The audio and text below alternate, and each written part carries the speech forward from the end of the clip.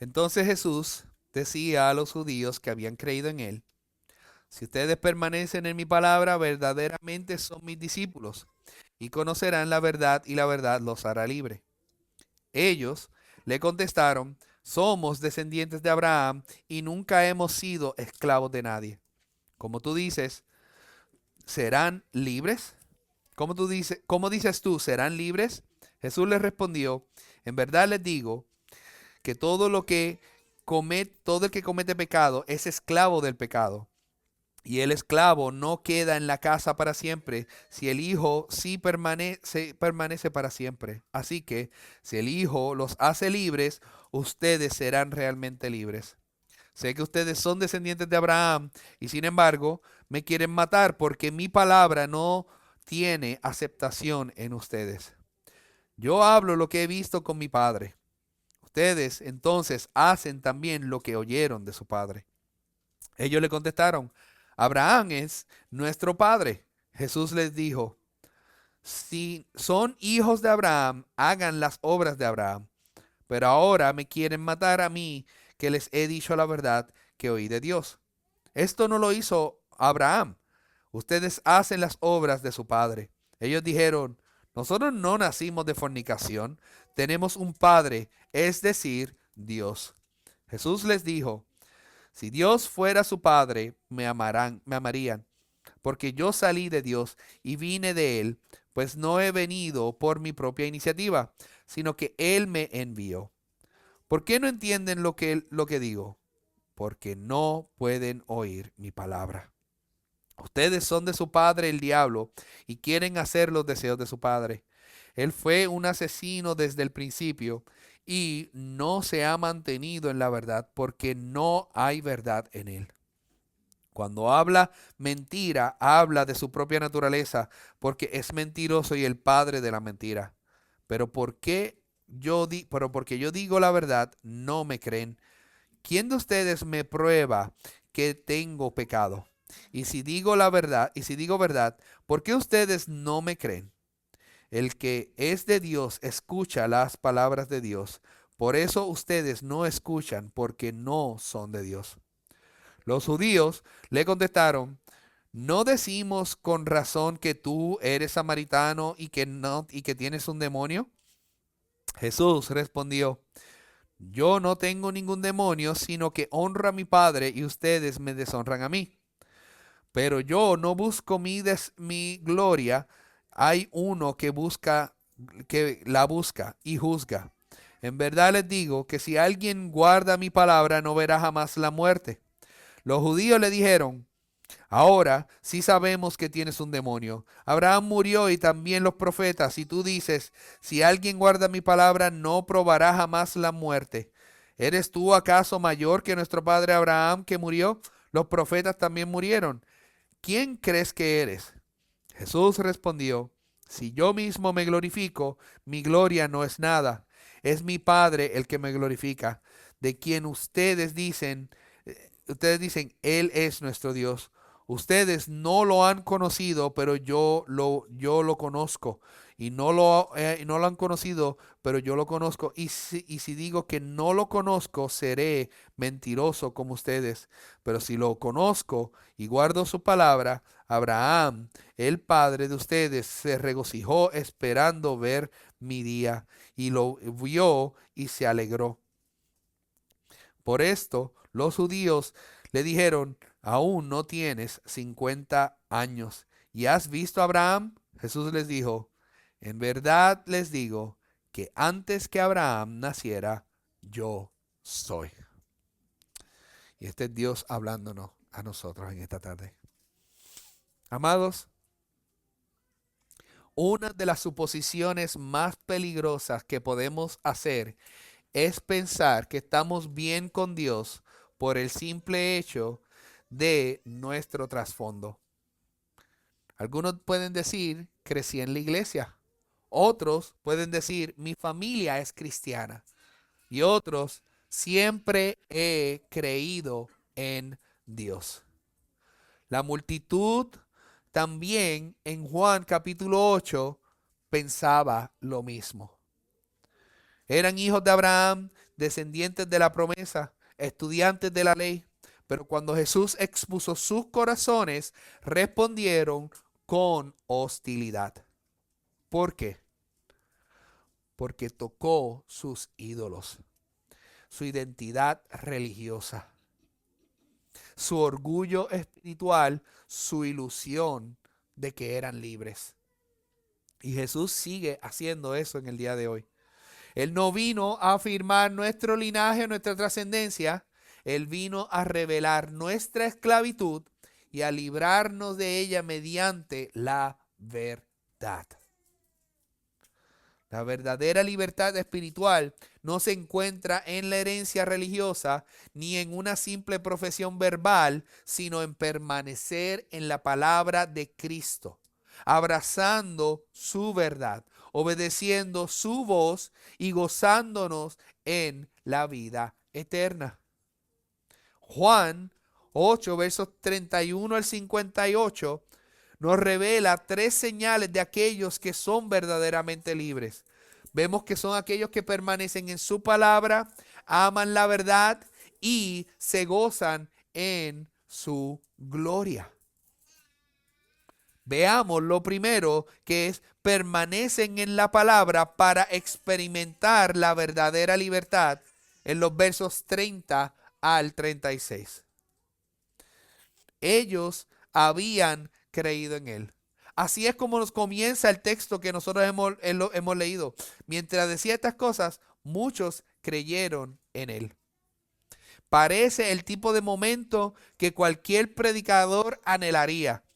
Ojos iluminados, corazones conmovidos y cabezas asintiendo, diciendo amén, creemos. Pero Jesús no aplaude, Jesús no aprovecha el impulso, ni siquiera le da una tarjeta de seguimiento que tienen que llenar para poder contactarlos, no los invita a una clase de discipulado. Él va directo al corazón.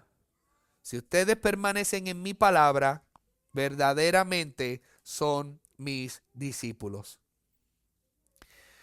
Casi suena duro este momento. Jesús ve algo en esa fe que nadie más ve. Ellos creen, pero Él no se deja impresionar. Él está probando, Él está explorando, Él está purificando. Porque no toda fe es una fe que salva. No todo entusiasmo es un discipulado. Estas personas habían escuchado a Jesús hablar con poder, lo habían visto confundir a las autoridades, quizá incluso presenciado uno que otro milagro. Pero Jesús ya sabía lo que Juan había dicho en el capítulo número 2 que predicamos hace varios domingos atrás. Que muchos creyeron en él por las señales que hacía, pero él no se confiaba a ellos, porque conocía lo que había en el ser humano. Y ahora, una vez más, Jesús pone su fe a prueba. No para desanimarlos, sino para definir la fe que tienen. Si ustedes permanecen en mi palabra. Ahí está, permanecer. No visitar, no probar, no admirar desde lejos. Los verdaderos discípulos no pasan por las enseñanzas de Jesús como turistas. Ellos se establecen en ella. Ellos se quedan, ellos se aferran cuando es incómodo, confuso, impopular, cuando la palabra hiere en lugar de consolar. No es el impulso emocional lo que hace un discípulo, es la perseverancia. El que continúa en la palabra es el que es verdaderamente libre. Y sin embargo, mientras Jesús desarrolla este desafío, comenzamos a ver unas grietas en sus corazones. En el momento en que Él habla sobre la libertad, esto pone una reacción inmediata delante de aquellos que supuestamente habían creído. Incómodos responden, somos descendientes de Abraham.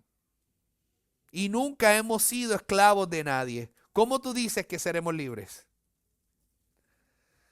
Esto es una ironía increíble. Estaban viviendo bajo el dominio romano.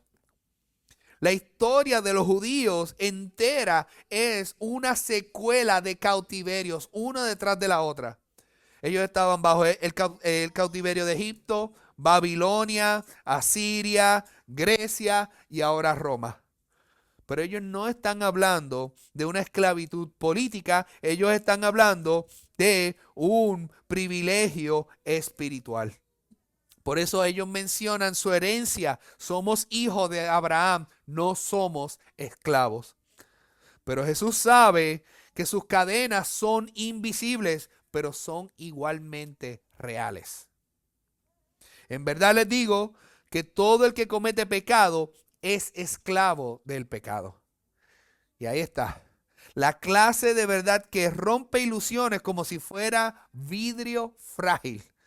Jesús no estaba hablando de Roma tampoco. Él estaba hablando del corazón humano. Su pecado es el faraón en esta historia. Y aún estas personas, a pesar de su devoción religiosa, su familiaridad con las escrituras y sus vidas aparentemente limpias, ellos seguían esclavizados.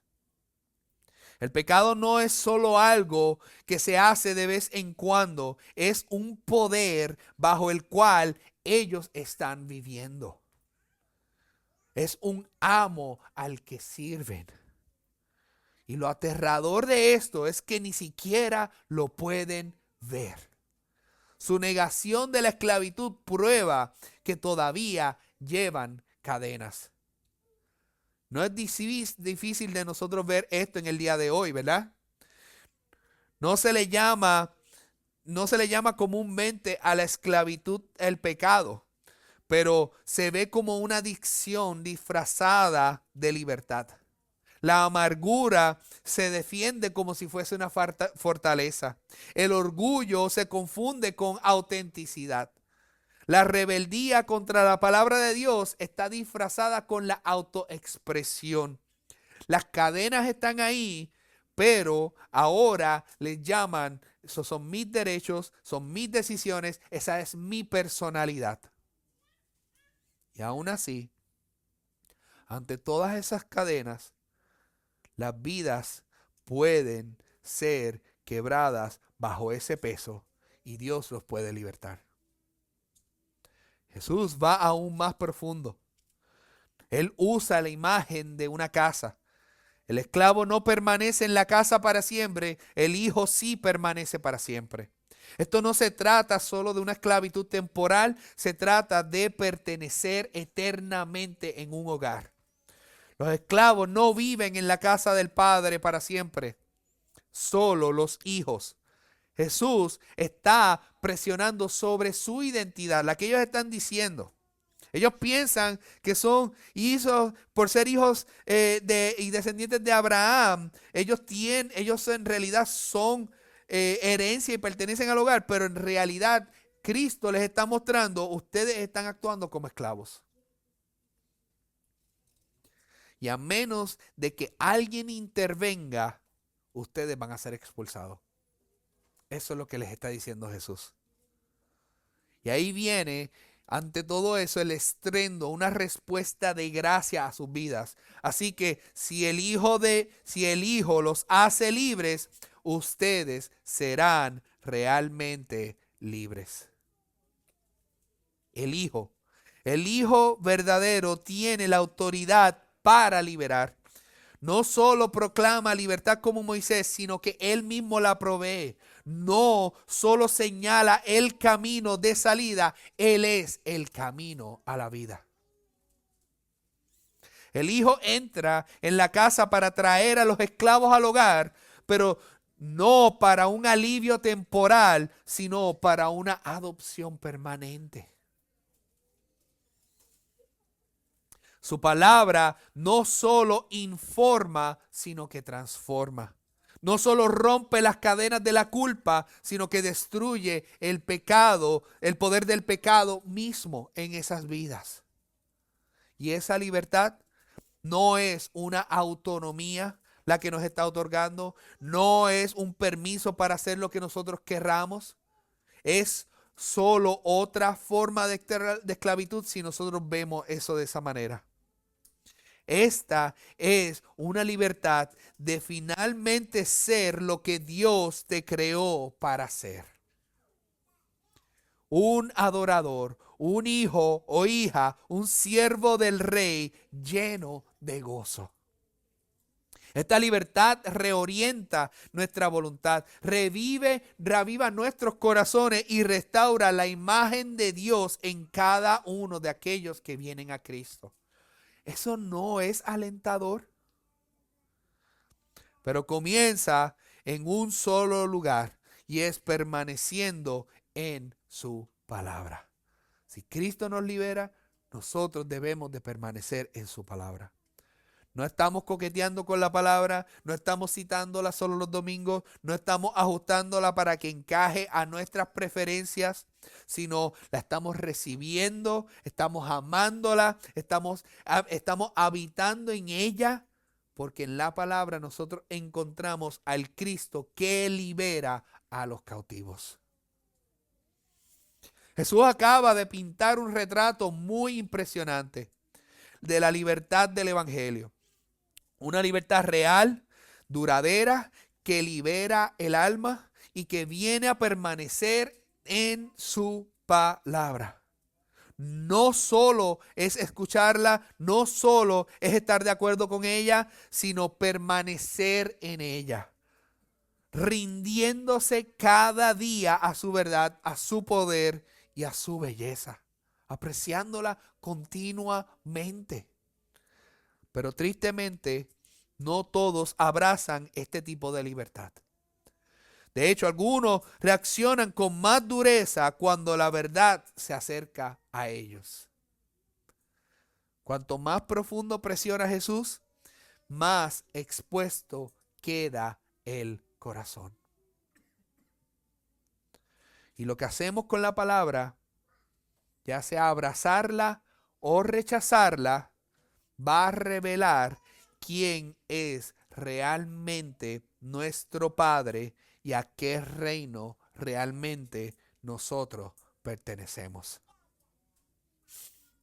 Lo próximo que nosotros vemos es, en el segundo punto, es que hay un rechazo a la palabra, pero revela el corazón. Versos 37 al 47. La tensión va en aumento. Jesús acaba de declarar que si permanecen en su palabra conocerán la verdad y la verdad los hará libres. Pero ahora sus oyentes se ponen a la defensiva. Ellos no les está gustando en nada lo que están escuchando. No se ven a sí mismos como cautivos, no sienten esas cadenas alrededor de ellos que Jesús les dice que los está atando. Después de todo, ellos son descendientes de Abraham, el pueblo escogido de Dios. Pero Jesús ve más profundo de lo que ellos ven. Y siempre lo hace. Él dice, yo sé que ustedes son descendientes de Abraham. Sin embargo, procuran matarme porque mi palabra no tiene aceptación en ustedes.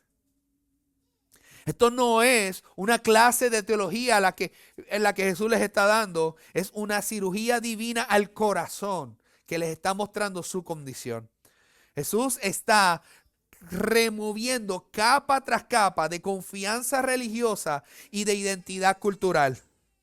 Está revelando una esclavitud más profunda, no una esclavitud política, sino una hostilidad espiritual ante al Dios Padre. Ellos estaban reclamando que su DNA era de Abraham, que sus acciones delataban otra línea de descendencia espiritual. Y Jesús acaba de atravesar la superficie de su reclamo de su ascendencia. Abraham es nuestro padre. Pero el ADN no cuenta toda la historia. Su linaje puede remontarse a la tienda de Abraham, pero sus vidas no reflejan la fe de Abraham. Jesús lo sabe. Por eso dice, si ustedes fueran hijos de Abraham, harían las obras que Abraham hizo. Pero Ahora procuran matarme a mí, que les he dicho la verdad que oí de Dios. Abraham no hizo esto. Estas personas están tratando de matar al mismo que Abraham esperó. Ustedes hacen las obras de su padre. Su respuesta es: nosotros no nacimos de fornicación. Es un endurecimiento aún más. Tenemos un solo Padre, Dios mismo, llenos de acusación y autojustificación. D.A. Carson comenta de esta afirmación que es tanto es una acusación bien severa la que ellos están comunicando ahí. Él comenta, D.A. Carson, es posible que los judíos estén insinuando los rumores sobre el nacimiento de Jesús. Desde su perspectiva, él está siendo bastante atrevido al hablar de paternidad. Ellos no nacieron de inmoralidad. Si esto es correcto, sería otro ejemplo de la ironía de Juan, que va más allá del nacimiento virginal de Cristo para apuntar a su origen último, que es en el Padre. Pero también D.A. Carson dice, también es posible que este versículo esté preparando el terreno para el versículo 48 que nos moveremos ahí en unos minutos, donde acusan a Jesús de ser un samaritano. Y los samaritanos y los judíos tenían historias opuestas sobre los orígenes y eran dudosos los unos con los otros. Independientemente cuál sea la motivación, Jesús no se ve conmovido. Como un pastor que conoce a sus ovejas, él va a desenmascarar su reclamo con calma y con claridad. Si Dios fuera su padre, me amarían a mí, porque yo salí de Dios y vine de él. El rechazo al hijo no es una prueba de que no conocen al Padre. No se pueden separar. Rechazar a Jesús es rechazar a Dios mismo. Ustedes son de su padre, el diablo, y quieren hacer los deseos de su padre. Esto no es solo una reprensión la que Jesús está haciendo. Es una declaración divina. Y es bien aterrador escuchar eso de las palabras de Jesús. Les está diciendo a ellos y a nosotros que debajo de todos nuestros reclamos externos, nuestro linaje espiritual verdadero se revela por lo que nosotros hacemos con su palabra. O la recibimos con humildad y amor, o la resistimos con orgullo y hostilidad. El diablo dice Jesús, tiene dos marcas registradas: mentiras y asesinato, muerte. Y cuando las personas mienten sobre la verdad o quieren silenciar al que dice la verdad, ese fruto revela su raíz. Así que Jesús va más profundo aún. Hace una pregunta que nadie en la multitud puede responder. ¿Quién de ustedes me prueba que tengo pecado? Y en ese silencio, ninguna acusación se sostiene. No se encuentra ni una mancha en él, porque él es sin pecado. Él es justo, él es puro, él es digno, él es fiel, él es perfecto. Y aún así lo rechazan. ¿Por qué? El que es de Dios escucha las palabras de Dios. Por eso ustedes no las escuchan porque no son de Dios. Esta frase cae como un rayo fuerte. Su sordera a la palabra de Cristo se debe a que ellos no pertenecen a Dios.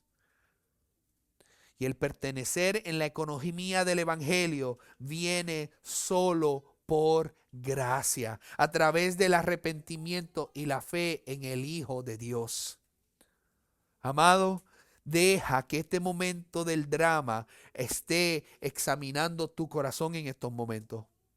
Tú puedes que conozcas de teología, puede que vengas de una familia piadosa, puede que sirvas en un ministerio, que memorices las escrituras, que sepas el catecismo de arriba para atrás.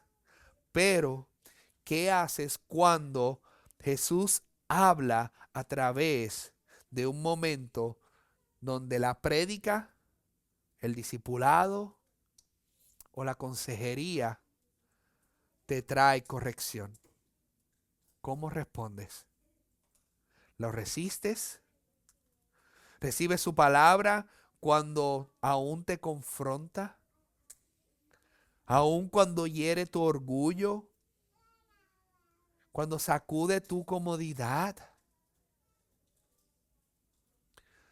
¿O la resistes? Comienzas a dar excusas, endureces tu corazón, culpas a otros para proteger tu imagen. Porque nosotros lo que hacemos con la palabra de Cristo es la prueba definitiva de nuestro ADN espiritual. Pero quiero también traer ánimo, amados. Si ustedes están siendo confrontados ahora, si ustedes están sintiendo que el Espíritu está revelando áreas de resistencia en su corazón, eso es misericordia. Eso significa que tus oídos todavía funcionan y estás escuchando.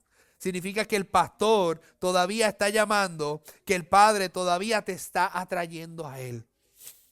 Así que no te alejes, no apagues la voz que hiere para sanar.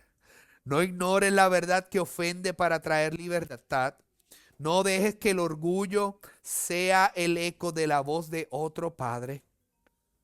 Ven a su palabra, permanece en su palabra y que la palabra de Cristo more en ti en abundancia. Y al hacerlo vas a descubrir que aquel que expone el corazón también lo libera.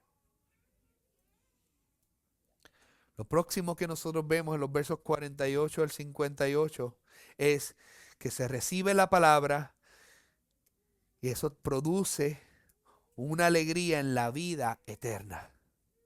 La tensión se ve palpable en el aire. Los líderes religiosos que antes se envolvían en las vestiduras de su herencia espiritual han sido expuestos. Su rechazo a Jesús revela su linaje espiritual verdadero. No eran hijos de Abraham y mucho menos hijos de Dios, sino hijos del diablo, esclavos de la mentira, incapaces de oír la verdad. Entonces, por supuesto, ellos no van a reaccionar de la manera más fácil. Ellos reaccionan con desesperación. ¿No tenemos razón al decir que tú eres samaritano y que tienes un demonio? Cuando ya no pueden refutar la verdad, ellos intentan desacreditar al que la dice. Pero Jesús, calmo, firme, glorioso, responde sin insultos ni indignación, no devuelve mal por mal, no se rebaja a defender su reputación, en cambio defiende la gloria de su Padre. Yo no busco mi gloria, hay uno que la busca y juzga. Jesús no está, no está en esta discusión para ganar un debate. Él está aquí para ganar almas. Y aún frente a la hostilidad, Él extiende una promesa tan asombrosa que silencia la sala completa. En verdad les digo que si alguien guarda mi palabra, no verá jamás la muerte. Qué hermosa promesa está aquí Cristo extendiendo. No simplemente que viviremos más, no solamente que moriremos en paz, sino que jamás moriremos realmente. El aguijón de la muerte, el juicio, la separación, las consecuencias eternas del pecado pasará de largo. Así como en Egipto, las casas marcadas, los dinteles por sangre, asimismo pasará sobre nosotros. La muerte eterna no tocará a los que permanecen en la palabra de Cristo. Pero en vez de asombro, los líderes se burlan. Ahora sí sabemos que tienes un demonio. Oh my goodness. Abraham murió, los profetas también. Tú dices que no moriremos si te seguimos. ¿Quién te crees que eres? Y ahí está la pregunta que ha estado flotando sobre toda la conversación. Ahora, por fin, lo mencionan en alta voz. ¿Quién te crees que tú eres, Jesús? Y Jesús, con paciencia divina, responde con majestad y es una majestad abrumadora. Él no reclama una autoridad prestada, no invoca el nombre de Abraham para el validarse. No, él declara una verdad que ha sido que ha resonado desde la zarza ardiente hasta este mismo momento. Antes que Abraham naciera, yo soy. Yo soy. No dice yo era. Eso solo afirmaría una preexistencia. Él dice yo soy. A través de toda la serie de Juan, esto es un tema común. Yo soy, que Cristo está declarando. El eterno, inmutable, autoexistente, el mismo yo soy que llamó a Moisés desde el fuego hasta ahora de pie en carne y hueso delante de ellos. Su velo ha sido retirado por completo y ellos entienden perfectamente lo que Él está diciendo. Por eso, lo que hacen es tomar piedras. Para ellos esto es blasfemia. Para nosotros esto es gloria. Iglesia, este momento nos pone a nosotros en tierra santa. Jesús no es solo un gran maestro o un profeta incomprendido. Él es el Dios eterno, el yo soy, aquel por quien todas las cosas fueron hechas, aquel que sostiene el universo con la palabra de su poder. Y Él todavía está hablándonos hoy. Recibir su palabra es recibir vida, vida real, vida inconmovible, vida eterna. No una vida inmune a la muerte física, sino una vida que triunfa sobre ella.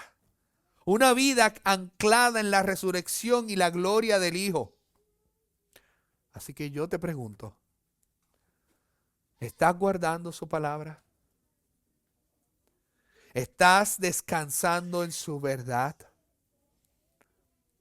¿Lo has recibido no solo como maestro, sino como tu Señor y tu Dios? Abraham se alegró de ver su día. ¿Y tú? Quizás hay algunos aquí que han tropezado últimamente. Quizás la palabra parece distante en tu vida ahora. Quizás el fuego de tu fe se ve así apagándose. Pero Jesús no dice, el que se desempeñe perfectamente no verá la muerte. Él dice, el que guarda mi palabra. Eso es un lenguaje relacional, lo que Jesús está hablando. Es un lenguaje de permanecer. Es la vida del discípulo que se aferra a Cristo, que regresa a su palabra día tras día, que camina no perfectamente, sino persistentemente en las pisadas de el Salvador. Paul Tripp nos dice a nosotros,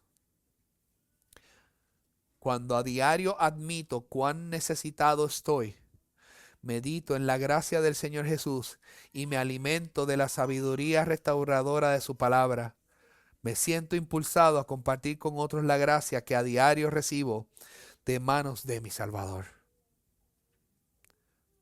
Él también dice, nadie, escuchen esto, nadie tiene más influencia en tu vida que tú mismo, porque nadie te habla tanto como tú.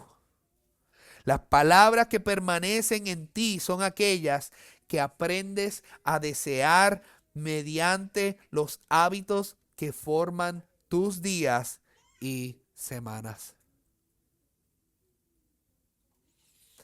Ante esto, amados, yo clamo que tú vuelvas si estás alejado de su palabra. Permanece otra vez en la palabra de Cristo. Bebe nuevamente del pozo de su verdad. Y alégrate en el regalo que solo Él puede dar, que es vida eterna. Amados, los verdaderos hijos de Abraham no solo afirman tener fe, viven por fe. Escuchan la voz del Hijo, abrazan la verdad que Él trae, se alegran en su gloria. Las palabras de Jesús en Juan 8 no son sugerencias para nosotros, son una línea trazada clara en arena eterna. O permaneces o perteneces a aquel que existe antes que Abraham, o lo resistes y mueres en tus pecados. Pero la puerta de la misericordia sigue abierta hoy. Así que ve, permanece, escucha, alégrate y cae rendido a los pies de aquel que dijo: antes que Abraham naciera, yo soy.